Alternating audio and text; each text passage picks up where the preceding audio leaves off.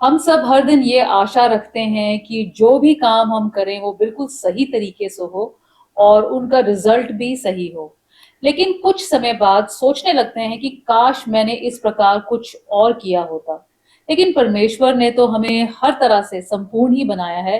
तो हम ऐसी गलतियां क्यों करते रहते हैं और इसे कैसे सुधार सकते हैं, आज हम इस पर कुछ बातें जानेंगे।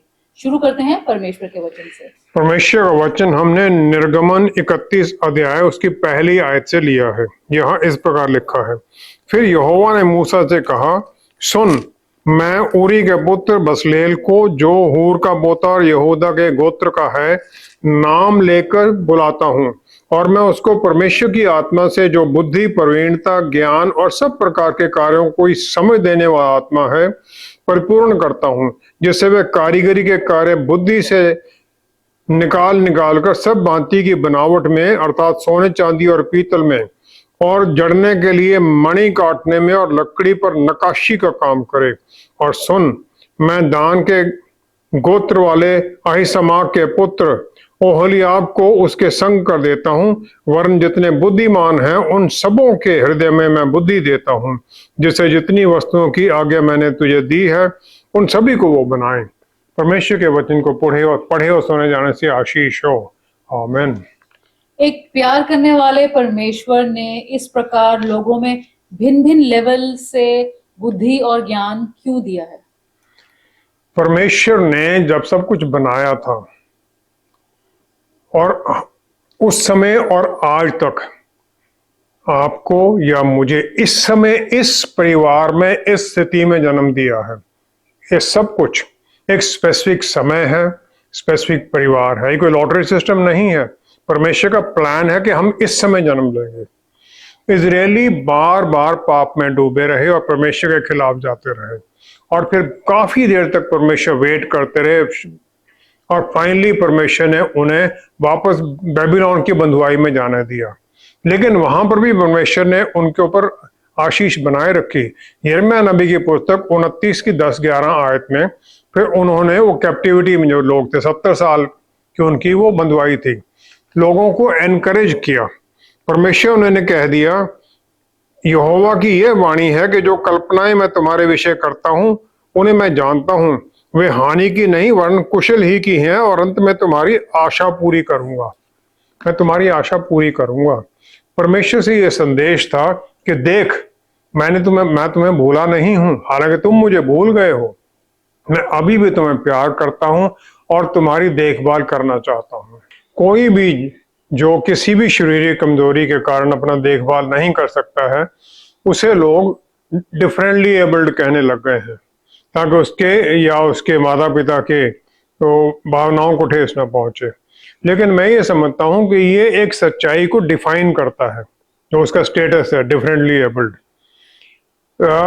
जो बच्चा जन्म लेता है तो उसकी मुट्ठियां दोनों बंद होती हैं, और वो उस समय जो उसकी सोल, उसकी प्राण है, वो परमेश्वर से जुड़ा हुआ होता है। वो उसे ही पकड़ा रखना चाहता है। और जो ही वो बड़ा होता जाता है तो हम उसके हाथ खोलने लग जाते हैं, माता या पिता अपना हाथ उसे पकड़ाने लग जाते हैं। जो डिफरेंटली एबल्ड है उसका जो दुनिया का जो उसका नजरिया है उसके लिए, वो अपने आप को संभाल नहीं सकता है। लेकिन मेरे ख्याल में ये है कि वो परमेश्वर का हाथ छोड़ना ही नहीं चाहता है, और वहां से वो अपना ध्यान हटा के धरती की बातों पर लगाना ही नहीं चाहता है। जब तक वो यहाँ पर रहता है, उसके माता पिता परमेश्वर की प्लान के अनुसार उसकी देखभाल करते हैं, और उसके साथ साथ परमेश्वर पर निर्भर होने लग जाते हैं, और नम्र स्वभाव और शांति से भरने लग जाते हैं। परमेश्वर ने अपने प्यार में उस बच्चे को तरह तरह की आशीषें दी होती हैं, जो कि हम अपने आप में समझ नहीं सकते हैं, और हम उसे डिफरेंटली एबल्ड कहने लग जाते हैं। हम ये कहें कि परमेश्वर ऐसी स्थिति में उन्हें नॉर्मल जीवन जीने के लिए क्यों नहीं आशीष देते हैं, क्यों नहीं उसमें इंटरवीन करते हैं। यही एक फ्री विल का, स्वेच्छा का कारण है जो दिया गया है। यही उसका निर्णय है कि जो भी है वो अपने लिए बेस्ट क्या है उसे डिसाइड कर सके। परमेश्वर की जो प्लान है वो परफेक्ट है, और हमें ये डिसाइड करना होता है कि जो वो हमें दे रहे हैं उसे प्राप्त करें या ना करें। निर्गमन 7वां अध्याय 2-3 आयत में मूसा को परमेश्वर ने भेज दिया पूरा अधिकार देकर कि तुम मिस्र से इजरायलियों को दास्ता से छुड़ा कर लाओ।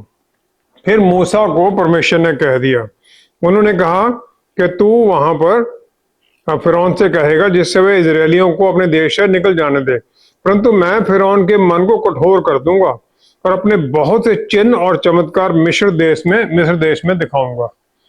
जब मूसा वहां पर गया तो फिरौन को बड़े आसानी से उसकी बात मान सकता था वो। इसी प्रकार जब यूसुफ को प्राइम मिनिस्टर या मिस्र का वजीर बना दिया गया तो उस समय का जो फिरौन था, जो पूरा मिस्र देश था, वो पूरी तरह से आशीष पाने लग गया और एक बलवान देश बन गया, क्योंकि जो यूसुफ ने जो पॉलिसीज बनाई उसके अनुसार उन्हें बहुत कुछ मिला। लेकिन जब इजरायलियों की गिनती बढ़ती गई तो जो बाद में जो नया फिरौन आया, उनके और मिस्रियों के मन में डर आ गया कि कहीं ये लोग जो इतने नंबर बढ़ गया है हमारे खिलाफ ना हो जाए, और उन्होंने उन्हें दास्ता में और तकलीफ की परिस्थितियों में डाल दिया। जब हारून और मूसा उस समय फेरो के पास गए तो उन्होंने उससे कहा कि हमारे लोगों को जाने दे। फिरौन मान सकता था जाओ, लेकिन वो नहीं माना, और परमेश्वर ने जो मिस्री लोगों को, अपने लोगों को, इजरायलियों को दुष्टता से व्यवहार किया था, उसका दंड देने की ठान ली। और ये बार बार होता रहा। 10 बार वहां पर चमत्कार हुए, और फिर पूरा मिस्र देश उसके कारण बहुत ज्यादा त्रासदी से गुजरा। हर तरह की जो फसलें थी, जितना वेजिटेशन थी, एनिमल्स, लाइफ स्टॉक, जितना भेड़ बकरियां, सब नष्ट हो गए, और उनकी काफी आर्मी का हिस्सा भी लाल समुद्र में डूब गया। परमेश्वर ने हर इंसान को एक क्षमता दी है कि वो अपने आप सोच सके, निर्णय कर सके, डिसाइड कर सके, एनालाइज करे कि जो वो देख रहा है और जो सुनता है उसमें सही क्या है। इस प्रकार जब वो सीखता है, वो उसके मन में, अंदर मस्तिष्क में, कॉन्शियस में उसके इकट्ठा होता रहता है, और फिर वो उसके जीवन के शैली को प्रभावित करता है, जिसे हम संस्कार भी कहते हैं। और जो है वो कुछ तो आगे के ब्रेन के अगले हिस्से में होता है, कुछ पिछले हिस्से में होता है, जो कि उसे उस रास्ते पर चलने में सहायता करता है। उत्पत्ति 3 अध्याय 8वीं आयत में परमेश्वर आदम और ईव से जो हर रोज मिलने आते थे आदम बाग में, वो यही था, उन्हें ट्रेनिंग देना कि हर चीज को वो मैनेज करना, संभालना सीख लें, क्योंकि उससे पहले कोई था ही नहीं जिसे देखकर उनसे वो सीख सकते। लेकिन परमेश्वर ने हम सबको स्वेच्छा दी है कि हम वो निर्णय करें कि हम क्या करना चाहते हैं, किस रास्ते पर चलना चाहते हैं। हवा ने जो शैतान की एडवाइस थी उसे मान लिया, जो शाम के द्वारा दी गई थी, और परमेश्वर की आज्ञा से बाहर निकल गई, और साथ ही आदम भी निकल गया। जो हर रोज हम नॉलेज प्राप्त करते हैं, बुद्धि प्राप्त करते हैं, पढ़ने से, सुनने से, जो हमारे हर दिन के एक्सपीरियंस होते हैं, वो हमारे व्यवहार को प्रभावित करते हैं। दूसरों की तरफ हमारा व्यवहार क्या होगा, जब हम इस बुद्धि को जब हम प्रोसेस करते हैं, जो हमें पहले ही पता है, फिर वो ज्ञान बन जाता है, विजडम बन जाती है, नॉलेज विजडम बन जाती है। नॉलेज फैक्ट्स हैं, और विजडम है उस फैक्ट्स को अप्लाई करके अपने जीवन को जीना। सब जानते हैं कि एक परमेश्वर है, और फिर वो अपने विचारों के अनुसार परमेश्वर को बनाने लग गए, और फिर उन्होंने जो बनाया था उसकी आराधना करने लगे कि वो हमें अनंत काल का जीवन देगा। बहुत लोग हैं जो प्रभु यीशु की कुर्बानी और मुक्ति के रास्ते के बारे में जानते हैं, बताया जाता है उन्हें, लेकिन कुछ ही लोग हैं जो उनकी तरफ मुड़ते हैं, बाकी नहीं मुड़ते। परमेश्वर ने वही कैपेबिलिटी दी हर एक को, जो उसके मन में है, जो उसके माइंड में जो आया है, उसे वो एनालाइज करके समझ सके, और फिर परमेश्वर के पीछे चल सके या उसे छोड़ दे। फैसला वो खुद करता है। परमेश्वर ने किसी से में भी कोई भेदभाव नहीं किया है कि पहले ही कर दिया कि ये इस रास्ते पे चले गया, इस पे चला गया। चुने लोग भी हैं, जो चुने गए हैं वो भी इनकारी हो सकते हैं परमेश्वर से। और फिर हम जब ये फैसला कर दूसरों में भेदभाव करने लग जाते हैं, तो कुछ लोगों को हम सही शिक्षा भी प्राप्त नहीं करने देते हैं, उनके बर्थ के कारण, उनकी सोशल स्टेटस के कारण या फाइनेंशियल पैसों की कमी के कारण। फिर वो पीछे ही रहने लग जाते हैं, और फिर वो उनका बिहेवियर और उनका जो शिक्षा है वो अधूरी रह जाती है। ये माना जाता है कि एक बच्चे के जो पहले 5 साल हैं उसमें उसकी पर्सनैलिटी फॉर्म होती, जो वो माता पिता से सीखता है वो सब उस पर प्रभाव डालता है। उसके बाद में जो कुछ भी वो सीखता है वो उसी को पॉलिश करता है जो उसने पहले 5 साल में सीखा था, और उसके अनुसार फिर उसका जीवन आगे बढ़ने लग जाता है। जो हम माता पिता होते हुए बोलते हैं या करते हैं बच्चों के सामने, वो उसको प्रभावित करता है। हमारे पास ये वचन मिला है हमें, ताकि हम इसे पढ़ें और डिस्कस करें बच्चों के साथ अपने आपस में, ताकि हम समझें, उनको भी समझाएं। मरियम का जो गीत है मैग्निफिकेट जो उसने गाया, वो उसकी वचन की गहराइयां समझने के बारे में है। उसमें उसने पुराने नियम के और भजन के काफी उसने कोट किया है, उसने उसको समझ थी वो। और फिर हमें अपने परिवार के हर सदस्य को साथ बिठाकर उनके साथ वचन पढ़ना चाहिए, उनके साथ डिस्कशन करनी चाहिए, ताकि जो वचन के गहराइयां हैं एक दूसरे को समझ सके, समझा सकें, बच्चे भी समझें। इस प्रकार फिर हम समझ में बढ़ते हैं, बुद्धि में बढ़ते हैं, और उस रोशनी में जीने लग जाते हैं जिसमें परमेश्वर हमें लेके जाना चाहते हैं, और हमारा जीवन बदलने लग जाता है। हम बुद्धि और ज्ञान प्राप्त कैसे कर सकते हैं ताकि प्रतिदिन इसमें बढ़ते ही जाएं? पौलुस रसूल जो कि वचन को समझने वाले और गहराई से समझने वाले इंसान थे, और फिर उन्होंने नॉलेज और विजडम का सोर्स बता दिया कि पवित्र आत्मा से मिलता है। पहला कुरिन्थियों 12 अध्याय 4 से 8 आयत तक उन्होंने बता दिया कि परमेश्वर है हर विश्वासी को जो उसे काम दिया गया है उसके लिए जो जो जरूरी है वो उसे दे देते हैं, लेकिन मिलता वही आत्मा से ही है। और ये अपने इंसान की नॉलेज या उसके इंटेलेक्ट, समझने की शक्ति या उसकी कैपेसिटी के सही फैसले ले सके, उस पर निर्भर नहीं करता है। सोर्स वही परमेश्वर की तरफ से ही है, परमेश्वर ही ये देते हैं। फिर हम ये देखते हैं कि पवित्र आत्मा के द्वारा एक को आत्मा के द्वारा बुद्धि की बातें दी जाती हैं, और दूसरे को उसी आत्मा के अनुसार ज्ञान की बातें। 8वीं आयत में ये लिखा गया है। विजडम जो है ये समझना है और फिर उसे अप्लाई करना है अपने जीवन के अंदर, जो फैक्ट्स उसे बताए गए हैं, जो उसने सीखा है। नॉलेज एक आत्मिक रेवलेशन है, जो आत्मिक नॉलेज, आत्मिक ज्ञान है। और फिर हमें ये फैक्ट्स और सच्चाई की बातें दिखा देते हैं जो कि हम नेचुरल तरीके से समझ नहीं सकते हैं। वचन हम कितना भी पढ़ लें, हम अपने आप में समझ नहीं सकते हैं। जो फिर ये नॉलेज हमें मिलती है आत्मिक तरीके से, फिर ये हमारा जो विजडम है उसमें ऐड करती है, ताकि हम जो फैक्ट्स हमें सीखें वो विजडम से मिलाकर पूरी तरह हम सही फैसले ले सकें, पूरी समझ के साथ फैसले ले सकें। और फिर पौलुस रसूल ने यह भी कह दिया कि जो ये गिफ्ट मिलते हैं सबके लाभ पहुंचाने के लिए हैं, किसी एक इंसान के लिए नहीं है। परमेश्वर के परिवार के जितने विश्वासी हैं, उसका परिवार है धरती के ऊपर, उन सबकी सहायता के लिए हमें ये गिफ्ट मिलते हैं। अपनी महिमा के लिए नहीं है कि हम अपनी महिमा करें, देखो मुझे तो ये आता है, लेकिन पूरे चर्च के लिए है ये। कुछ लोग जो पौलुस रसूल की तरह थे, पवित्र आत्मा द्वारा जितने गिफ्ट मिलते सबसे भरे हुए थे वो, क्योंकि उनका जो काम था वो सिखाना और चर्च स्थापित करना। उस समय जो उनके ये इतने हमें पत्रियां, इतना कुछ लिखा हुआ मिलता है, कितने लोगों को प्रभावित कर रहा है 2000 साल बाद भी। यूहन्ना 14 की 26 आयत में हम देखते हैं प्रभु यीशु ने कह दिया कि जब पवित्र आत्मा आएंगे तो फिर वो तुम्हें पहले तो पाप के बारे में तुम्हें कन्विक्ट करेंगे, फिर वो सब बातें सिखाएंगे, और जो कुछ मैंने तुमसे कहा वह सब तुम्हें स्मरण कराएंगे। सिखाना और याद कराना ये दोनों हैं।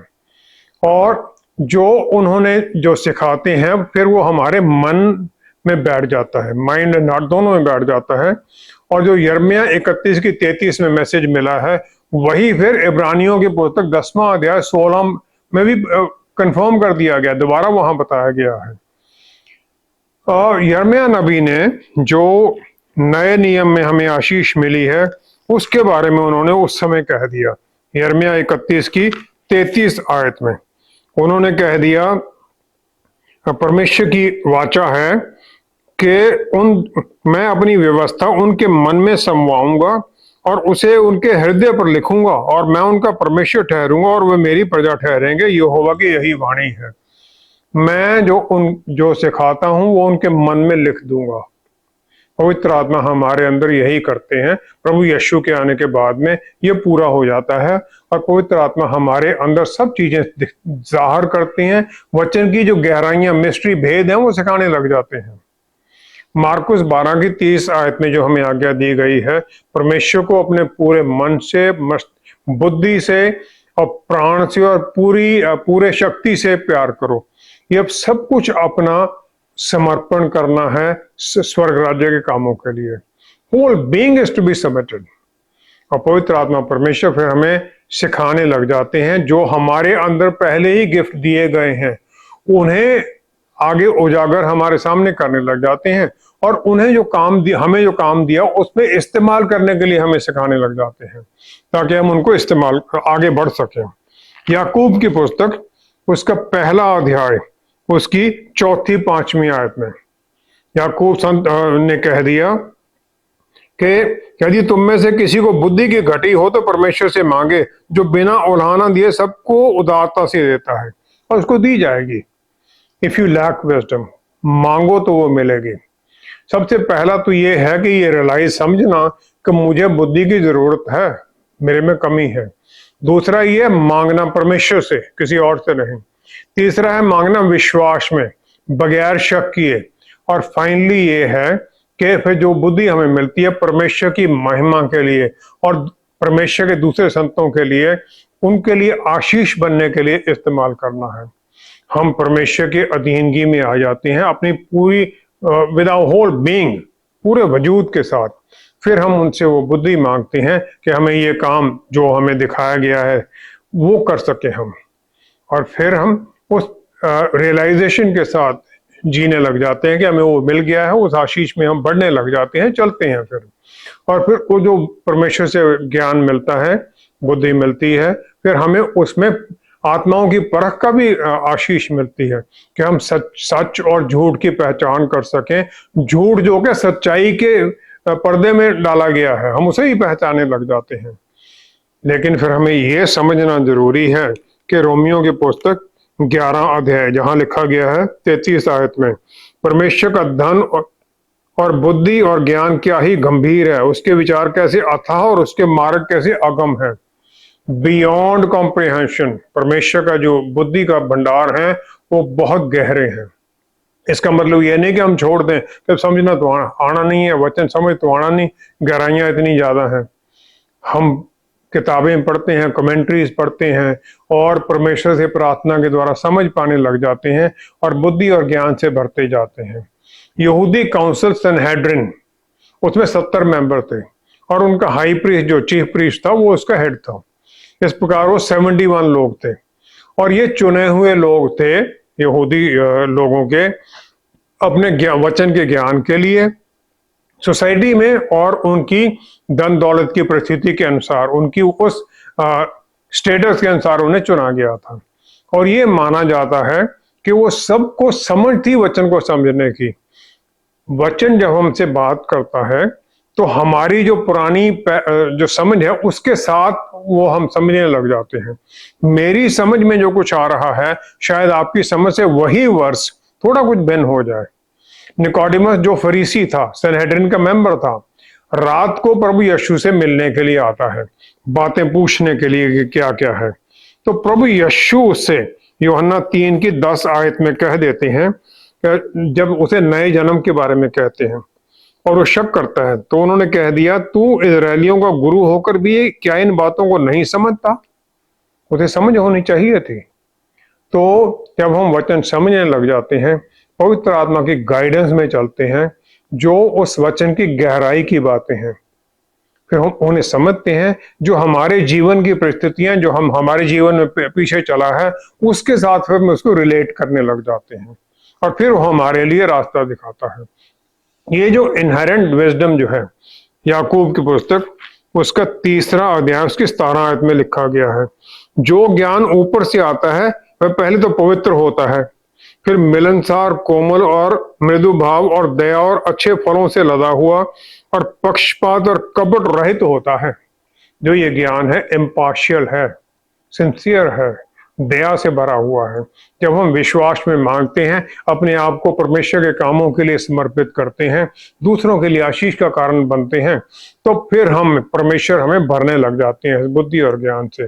जितना हम दूसरों की तरफ मुड़ते हैं और जो हमें मिला है वो दूसरों को हम सिखाने की कोशिश करते हैं, शेयर करते हैं, और हम भी सीखते हैं, दूसरों को भी सिखाते हैं, उतना ही हमारे अंदर वो बढ़ते जाते हैं परमेश्वर।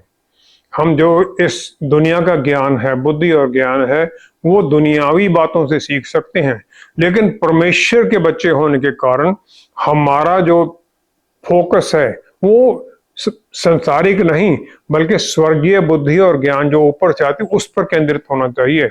हमें वही प्राप्त करने में ज्यादा जोर लगाना चाहिए ताकि हम वो प्राप्त करें, ताकि हम स्वर्ग राज्य के कामों के लिए इस्तेमाल होने के लिए तैयार रहें। ऐसा क्यों होता है कि अनेक विश्वासी भी अज्ञानता के अंधेरे में ही फंसे रहते हैं? हर इंसान में 3 राज्य हैं जो उसके ऊपर अधिकार जमाकर उसे कंट्रोल करना चाहते हैं।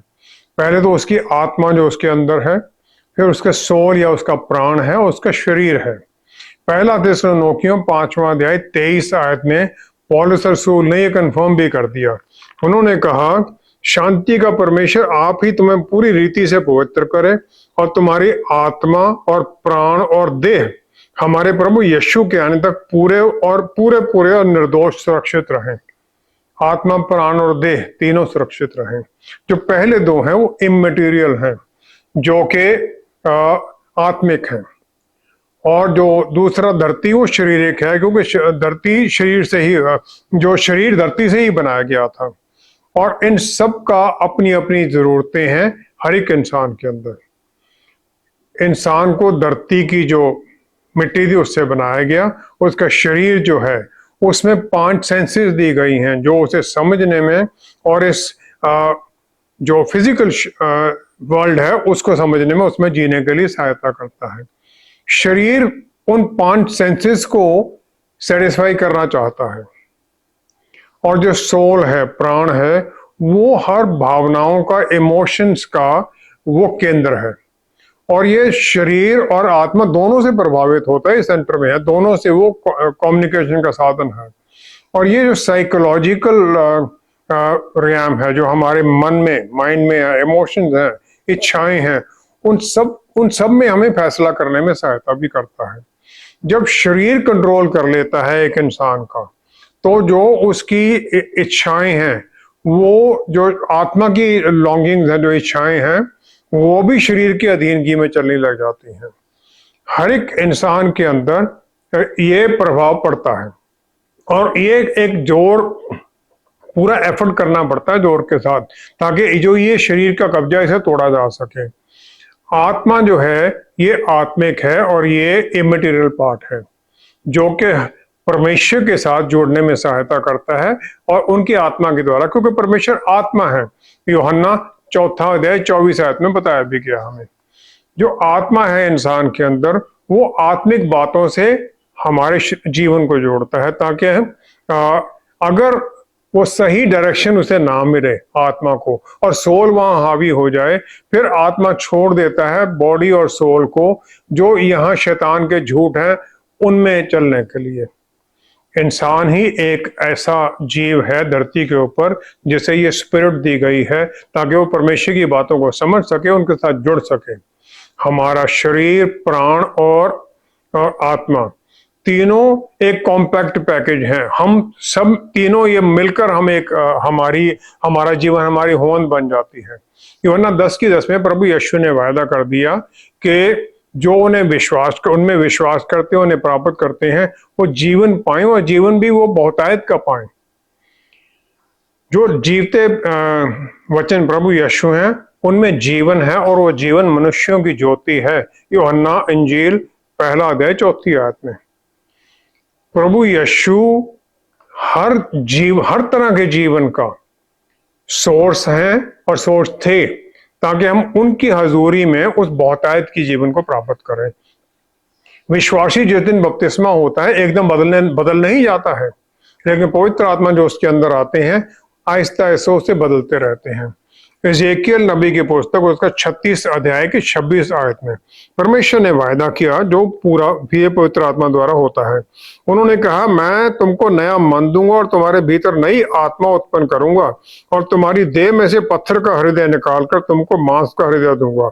मैं अपना आत्मा तुम्हारे भीतर देकर ऐसा करूंगा कि तुम मेरी विधियों पर चलोगे और मेरे नियमों को मानकर उसके अनुसार करोगे। You will live according to that. उन्होंने ये कह दिया, और यही पौलुस रसूल ने अफसियों की पुस्तक 5 अध्याय 27 में कह दिया कि जो चेंज है हमारे अंदर, ताकि हमें बगैर किसी ब्लेमिश के परमेश्वर के सामने स्वर्ग में पेश किया जा सके। उत्पत्ति 1 अध्याय 28 आयत में आदम को जो अधिकार दिया गया था हर चीज के ऊपर, अपने ऊपर उठाने के लिए नहीं था जिस प्रकार के धरती के राजा करते हैं। उसे बनाया गया था कि धरती को भर दे, उस पर छा जाए, और ये सब कुछ था परमेश्वर की महिमा सारी हर चीज को ज़ाहिर करने के लिए। परमेश्वर ने सब कुछ बनाने के बाद में अपनी आंखें बंद नहीं कर ली कि जो हो रहा होने दो, लेकिन वो हर बात में एक्टिव इन्वॉल्व है, उनकी इन्वॉल्वमेंट है, हर चीज को कंट्रोल करते हैं वो। लूका 17:21 में प्रभु यीशु ने यही कह दिया कि स्वर्ग राज्य तुम्हारे मध्य में है। वो राज्य के राजा हैं स्वर्ग राज्य के, और वो जब इंसान के साथ आ गए इंसान बनकर, तो राज्य ऑटोमेटिकली मध्य में आ गया। और पवित्र आत्मा हमारे अंदर आने के कारण वही स्वर्ग राज्य अब हमारे अंदर एक्टिव है, और हमें उसके साथ अपने आत्मा, प्राण और देह को जोड़ना है। संत याकूब ने यही हमें सिखा दिया कि शरीर आत्मा के बिना मुर्दा है, आत्मा के कंट्रोल के बिना मुर्दा है। याकूब की पुस्तक 2 अध्याय 26 में। और जो परमेश्वर के साथ जुड़ा हुआ नहीं है, उसकी जो आत्मा है वो उसमें नॉन एक्टिव है, और पवित्र आत्मा भी फिर उसके ऊपर काम नहीं करते हैं, और फिर वो चारों तरफ भटकता रहता है, ठोकरें खाता रहता है। उसका शरीर उसके प्राण को कंट्रोल करता है और उसके अनुसार पाप के कामों में लगा रहता है। 2 कुरिन्थियों 4 अध्याय 4 में लिखा है, पौलुस रसूल ने कहा, वो लोग हैं जिनकी बुद्धि को, माइंड को शैतान ने अंधा कर दिया है।